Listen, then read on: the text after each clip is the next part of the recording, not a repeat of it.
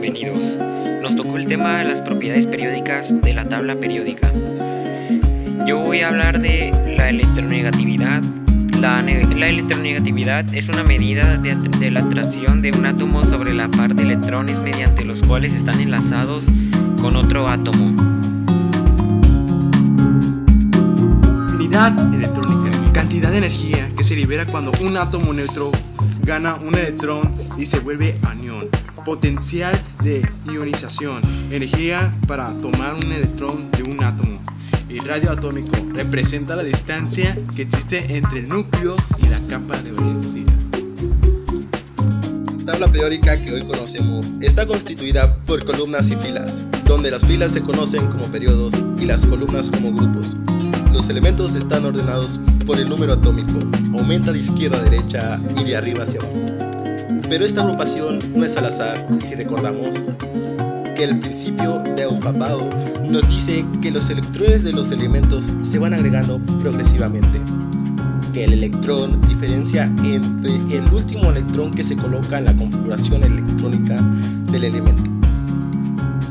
Que el aumento de un electrón dentro de la configuración electrónica, aumento de un protón, implica que varía el elemento, pues cambia el número atómico que identifica el elemento.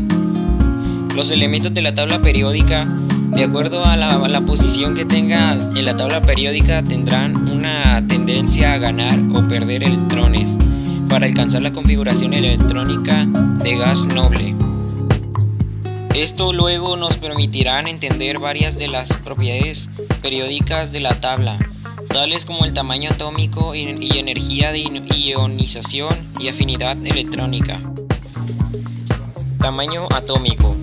Antes de poder estudiar el tamaño atómico, debemos establecer que el término tamaño atómico o radio atómico es un término referencial. Se interpreta como el radio de una esfera dentro de la cual se encuentra la máxima probabilidad de hallar los electrones de un átomo. Comentar que las numerosas propiedades físicas, incluidas la densidad, el punto de fusión, el punto de ebullición, están relacionadas con el tamaño de los átomos, pero el tamaño es muy difícil de definir. Además, tenemos que tener en cuenta dos aspectos: variación de tamaño en el grupo. Para ello es necesario analizar la variación de la configuración electrónica de los elementos que se encuentran en el mismo grupo. Variación del tamaño en el periodo. Para ello es necesario analizar la variación de la carga nuclear efectiva dentro del mismo periodo. Radio iónico y tamaño iónico. Los iones se forman cuando un elemento pierde o gana electrones. Si lo pierde, se le conoce como catión, y si los gana, se le conoce como anión. Cualquiera de las dos situaciones suceden como porque el elemento al ganar o perder electrones alcanza la configuración electronética de gas noble.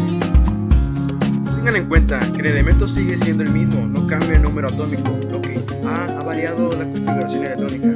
Esta es la que es igual a la configuración electrónica noble. El elemento gana electrones.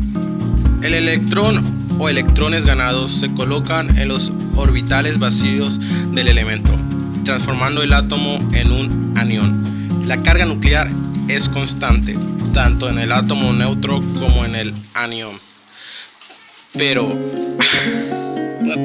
aumenta la repulsión entre los electrones, pues estos han aumentado. Esto produce un aumento del tamaño iónico.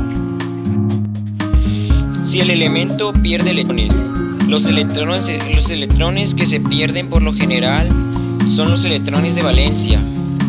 En sí, como el elemento se convierte en un catión, la carga nuclear sigue siendo la misma, tanto en el átomo neutro como en el catión, pero al disminuir el número de electrones, disminuye la repulsión entre ellos, lo que hace que se contraiga el átomo, disminuyendo de su tamaño frente al átomo neutro. Muchas gracias por